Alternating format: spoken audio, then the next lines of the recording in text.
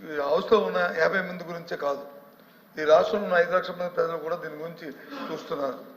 రాష్ట్రంలో శాంతి భద్రతలు ఎలా ఉన్నాయి, ఏ విధంగా ఉన్నాయని.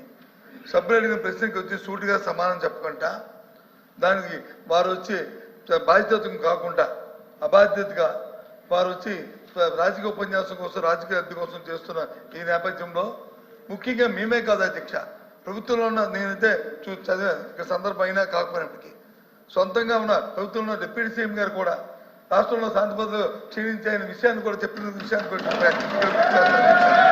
ఈ నేపథ్యంలో ఈ ప్రశ్నకు సరైన సమాధానాన్ని ప్రభుత్వం రాకుండా దాన్ని రాజకీయం చేయాలనే ఉద్దేశంతో అమ్మ కూర్చోమ్మ రాజకీయం చేయాలనే ఉద్దేశంతో వారు ఇచ్చిన సమాధానానికి నిరసనగా మేము వచ్చి ఈ ప్రశ్నకి వాకౌట్ చేస్తాం